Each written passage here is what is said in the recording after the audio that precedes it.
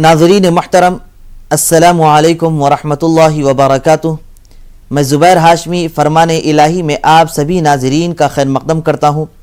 नाज़रीन, कल हमने सूरह अल-अराफ की आयत नंबर 109 से 136 तक तिलावत और उसका तर्जमा सुनने का शर्फ हासिल किया। आज हम अपने इस एपिसोड में सूरह अल-अराफ की आयत नंबर 137 से 151 तक तिलावत और उसका तर्जमा सुनने की सआदत हासिल करेंगे। कल हमने हज़रत सैयदना मूसा अलैहिस्सलाम और बनी इसराइल के ताल्लुक़ से सुना और ये भी जाना कि अल्लाह सुब्हानहु व तआला ने फ़िरऔन और उसकी कौम को पानी में गर्क फरमा दिया, और ये भी सुना कि बनी इसराइल को अल्लाह सुब्हानहु व तआला ने उनसे नजात अता फरमाई थी। और आज जिन आयतों की तिलावत की जाने वाली है, इनमें भी बनी इसराइल के ताल्लुक़ से बयान किया जा रहा है कि बनी इसराइल को फ़िरऔन से जब नजात मिली तो अल्लाह सुब्हानहु व तआला ने उन पर बेहिसाब इनाम व इकराम अता फरमाया, और अल्लाह ने उनको दुनिया में इज़्ज़त व सरबुलंदी अता फरमाई थी। जब बनी इसराइल का गुज़र समंदर पार करते हुए एक ऐसी कौम से हुआ तो देखने लगे कि वो कौम गैरुल्लाह की इबादत किया करती थी। तो हज़रत मूसा अलैहिस्सलाम से बनी इसराइल ने यह कहा कि ए मूसा, हमारे लिए भी ऐसे माबूदों को बना दें ताकि हम उनकी इबादत कर सकें। तो हज़रत मूसा अलैहिस्सलाम ने यह इरशाद फरमाया कि ए लोगो, तुम अल्लाह की इस नाफरमानी से बचो, क्योंकि अल्लाह ने तुमको बेहतरीन बनाया है। फ़िरऔन ने जब कि तुमको ग़ुलाम बना लिया तो अल्लाह ने तुम्हें आज़ाद कर दिया, जबकि फ़िरऔन को दरिया में गर्क फरमा दिया।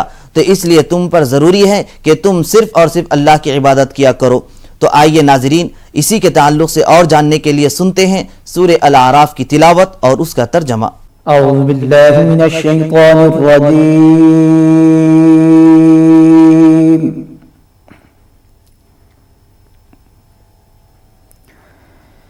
बिस्मिल्लाहिर रहमानिर रहीम। शुरू करता हूँ अल्लाह के नाम से जो बड़ा मेहरबान निहायत रहम वाला है।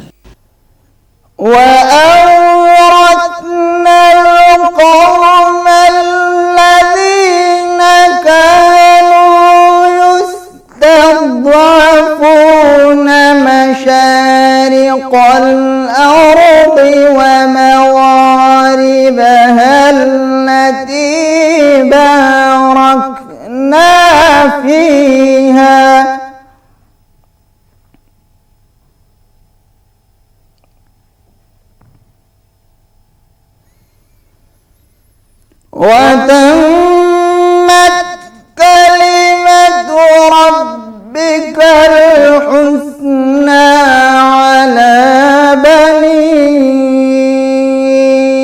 إسرائيل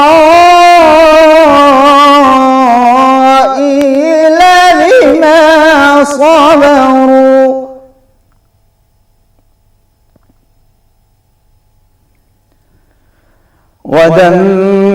ودمرنا ما كان يصنع فرعون وقومه وما كانوا يعرشون। और हमने उन लोगों को जो कि बिल्कुल कमज़ोर शुमार किए जाते थे उस सरजमीन के पूरा पश्चिम का मालिक बना दिया जिसमें हमने बरकत रखी है। और आपके रब का नेक वादा बनी इसराइल के हक़ में और उनके सब्र की वजह से पूरा हो गया। और हमने फ़िरौन को और उसकी कौम के साख्ता परदाख्ता कारखानों को और जो कुछ वो ऊंची ऊंची इमारतें बनवाते थे सबको दरहम बरहम कर दिया। वजावज़ना बिबनी इस्राईल अल-बहर फ़अतौ अला क़ौमिन यअकुफ़ून अला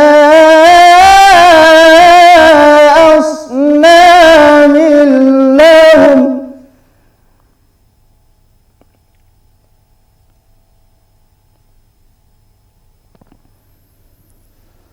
قالوا يا موسى اجعل لنا إلها كما لهم آلهة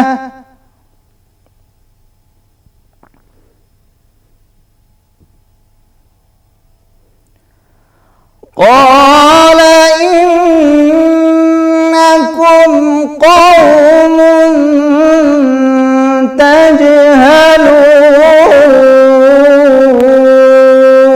تجهلون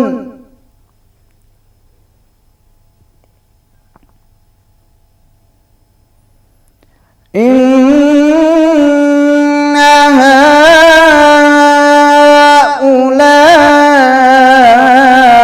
هؤلاء متبر ما هم فيه وباطل ما كانوا يعملون। और हमने बनी इसराइल को दरिया से पार उतार दिया। बस इन लोगों का एक कौम पर गुजर हुआ जो अपने चंद बुतों को लगे बैठे हैं। कहने लगे कि ए मूसा, हमारे लिए भी एक मुजस्सिम माबूद ऐसा ही मुकर्रर कर दीजिए जैसे इनके ये माबूद हैं। आपने फरमाया कि वाकई तुम लोगों में बड़ी जहालत है। ये लोग जिस काम में लगे हैं ये मिन जानिब अल्लाह भी तबाह किया जाएगा और फी नफ्से ही भी इनका ये काम महज बेबुनियाद है। قال أغير الله أبغيكم إلها وهو فضلكم على العالمين। फरमाया कि क्या अल्लाह ताला के सिवा और किसी को तुम्हारा माबूद तजवीज़ कर दूं, हालांकि उसने तुमको तमाम दुनिया जहान वालों पर फौकियत दी है। وإذ أنجيناكم من آل فرعون يسومونكم سوء العذاب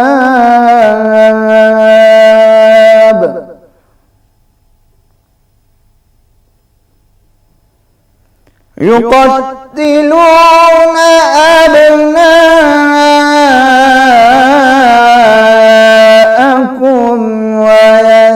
ويستحيون نساءكم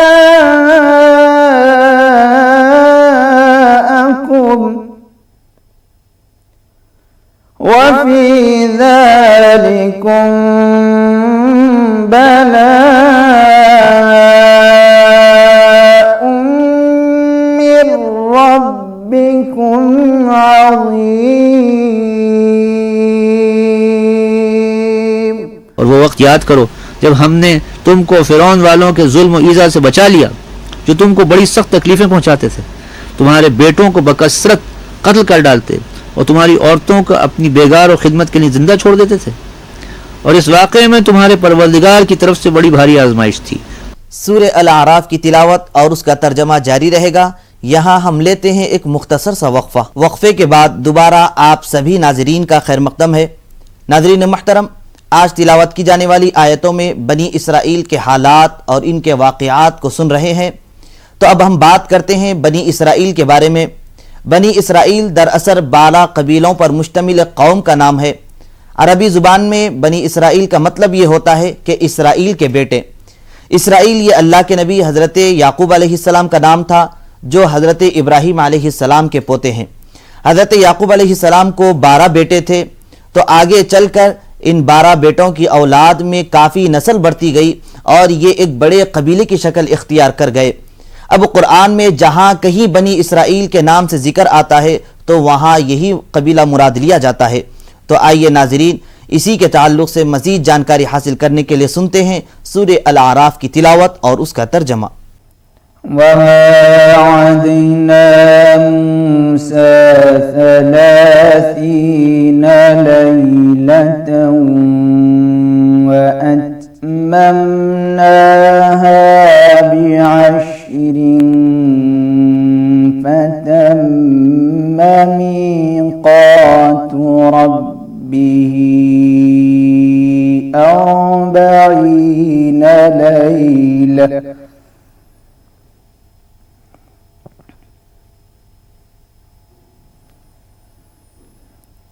وقال موسى لأخيه هارون اخلفني في قومي وأصلح ولا تتبع سبيل المفسدين.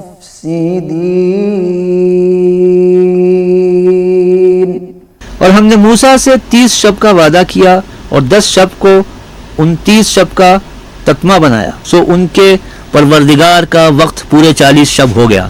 اور موسیٰ نے اپنے بھائی ہارون سے کہہ دیا تھا کہ میرے بعد میری قوم کا انتظام رکھنا اور اصلاح کرتے رہنا اور بد نظم لوگوں کی رائے پر عمل مت کرنا. ولما جاء موسى لميقاتنا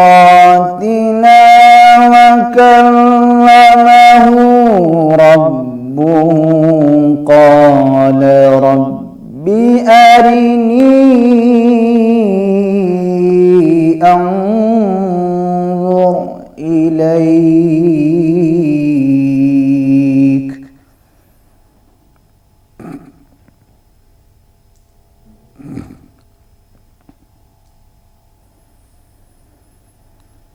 قال لن تراني ولكن انظر إلى الجبل فإن استقر مكانه فسوف تراني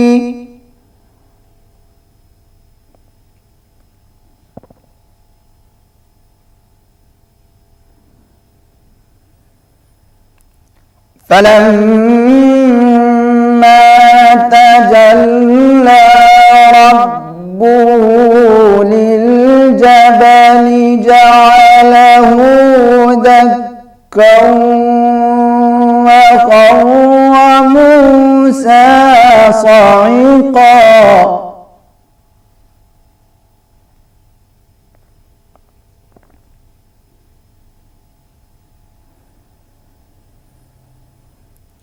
فلما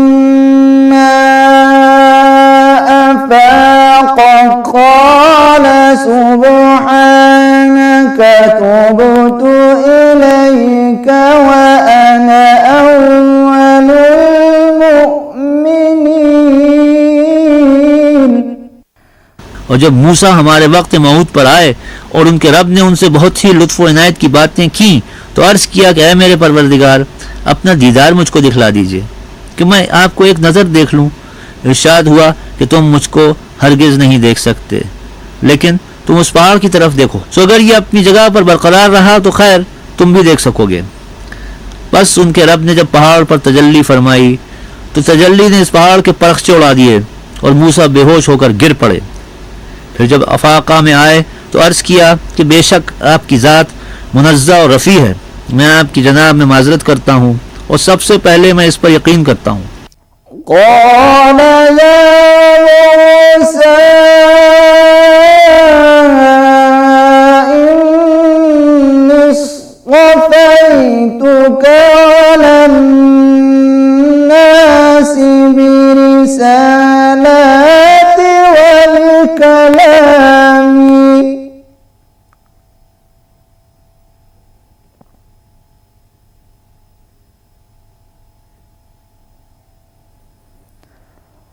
فخذ ما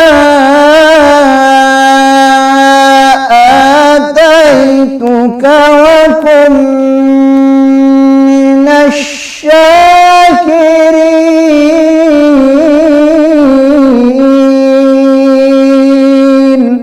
ارشاد ہوا کہ اے موسیٰ یعنی یہی بہت ہے کہ میں نے پیغمبری اور اپنی ہم کلامی سے اور لوگوں پر تم کو امتیاز دیا ہے، تو اب جو کچھ تم کو میں نے عطا کیا ہے اس کو لو اور شکر کرو.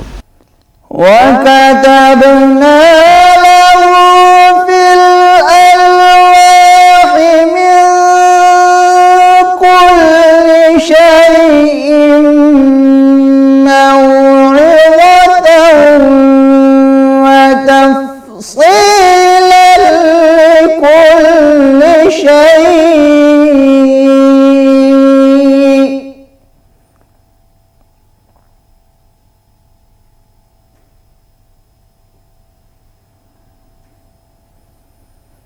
فخذها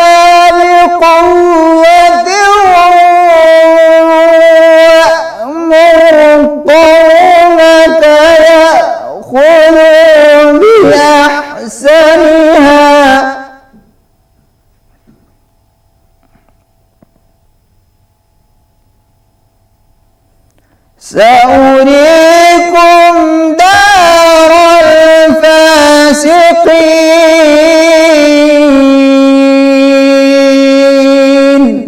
اور ہم نے چند تختیوں پر ہر قسم کی ضروری نصیحت اور احکام ضروریہ کے متعلق ہر چیز کی تفصیل ان کو لکھ کر دی، تو ان کو کوشش کے ساتھ خود بھی عمل میں لاؤ اور اپنی قوم کو بھی حکم دو کہ ان کے اچھے اچھے احکام پر عمل کریں.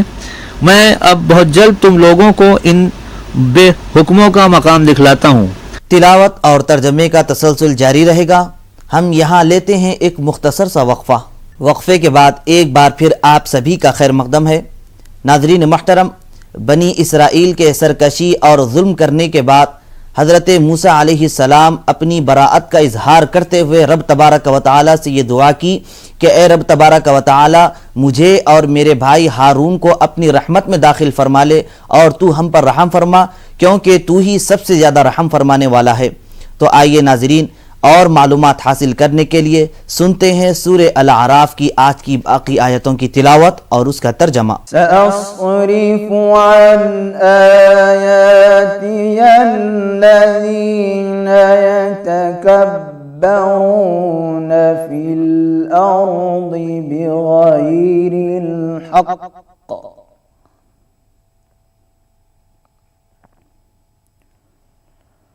وَإِن يَرَوْا كُلَّ آيَةٍ لَا يُؤْمِنُوا بِهَا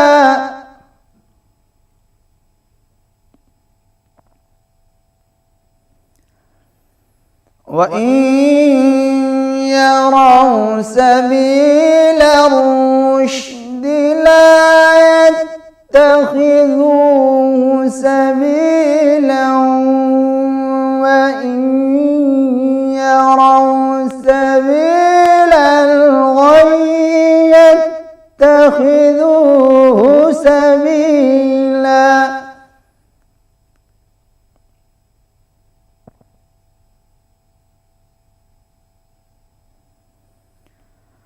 ذلك بأنهم كذبوا بآياتنا وكانوا عنها غافلين.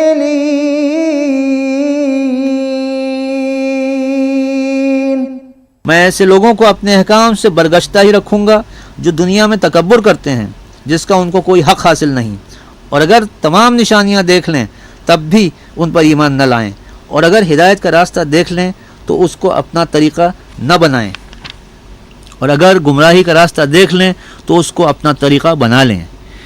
یہ اس سبب سے ہے کہ انہوں نے ہماری آیتوں کو جھوٹا بتلایا اور ان سے غافل رہے. والذين كذبوا بآياتنا ولقاء الآخرة حبطت أعمالهم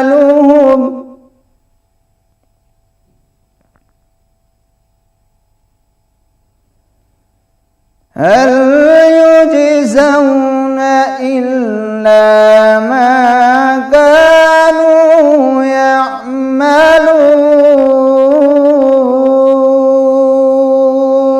اور یہ لوگ جنہوں نے ہماری آیتوں کو اور قیامت کے پیش آنے کو جھٹلایا، ان کے سب کام غارت گئے. ان کو وہی سزا دی جائے گی جو کچھ یہ کرتے تھے. واتخذ قوم موسى من بعده من حليهم عجلا جسدا له خوار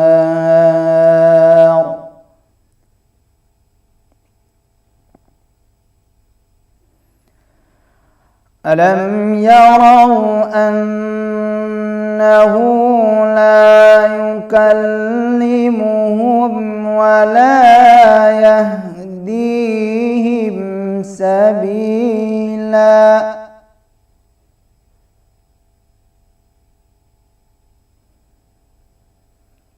اتخذوه وكانوا ظالمين. और मूसा की कौम ने उनके बाद अपने मकबूजा जेवरों का एक बछड़ा ठहरा लिया जो कि कालिब था, जिसमें एक आवाज़ थी। क्या उन्होंने ये न देखा कि वो उनसे बात तक नहीं करता था और ना उनको कोई राह बतलाता था? उसको उन्होंने माबूद करार दिया और बड़ा बेढंगा काम किया। वलम्मा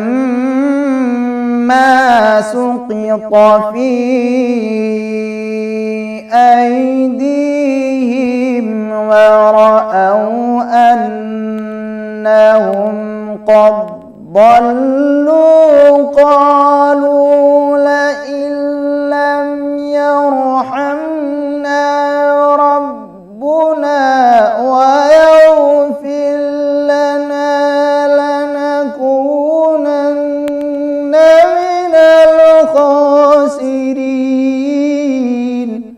और जब नादिम हुए और मालूम हुआ कि वाकई वो लोग गुमराही में पड़ गए तो कहने लगे कि अगर हमारा रब हम पर रहम न करे और हमारा ये गुनाह माफ़ न करे तो हम बिल्कुल गए गुजरे हो गए।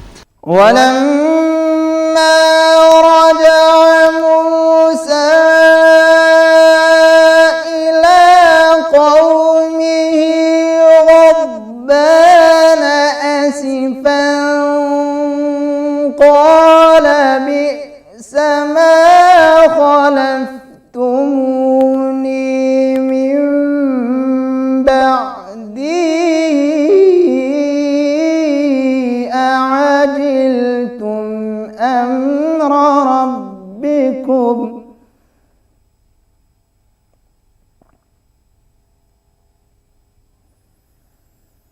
وألقى الألواح وأخذ برأس أخيه يجره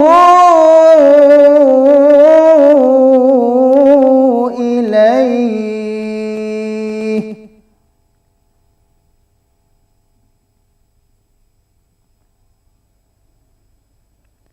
قال ابن أم إن القوم استضعفوني وكادوا يقتلونني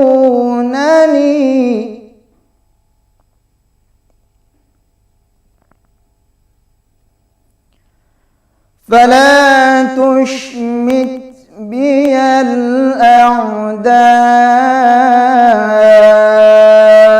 ولا تجعلني مع القوم الظالمين। और जब मूसा अपनी कौम की तरफ वापस आए गुस्सा और रंज में भरे हुए तो फरमाया, तुमने मेरे बाद ये बड़ी नामाकूल हरकत की। क्या अपने रब के हुक्म आने से पहले ही तुमने जल्दबाजी कर ली और जल्दी में तख्तियाँ एक तरफ रखीं और अपने भाई का सर पकड़कर उनको अपनी तरफ घसीटने लगे। हारून ने कहा, है मेरे माँ जाए भाई, इन लोगों ने मुझको बेहकीकत समझा और करीब था कि मुझको कत्ल कर डालें, तो तुम मुझ पर यह सख्ती करके दुश्मनों को मत हंसवाओ और मुझको इन जालिमों के जेल में मत शुमार करो। اغفرلي ولأخي وأدخلنا في رحمتك وأنت أرحم الراحمين صدق الله العظيم। मूसा ने कहा कि ऐ मेरे रब, मेरी ख़ता माफ़ फरमा दे और मेरे भाई की भी, और हम दोनों को अपनी रहमत में दाखिल फरमाइए और आप सब रहम करने वालों में से ज़्यादा रहम करने वाले हैं। अल्लाह से दुआ है कि हम तमाम को हर काम इखलास के साथ करने की तौफीक नसीब फरमाए। कल दोबारा इसी वक्त सूरह अल-अराफ की तिलावत और उसके तर्जमे के साथ हाजिर रहेंगे। तब तक के लिए हमें और हमारी पूरी टीम को इजाज़त दें। खुदा हाफिज़।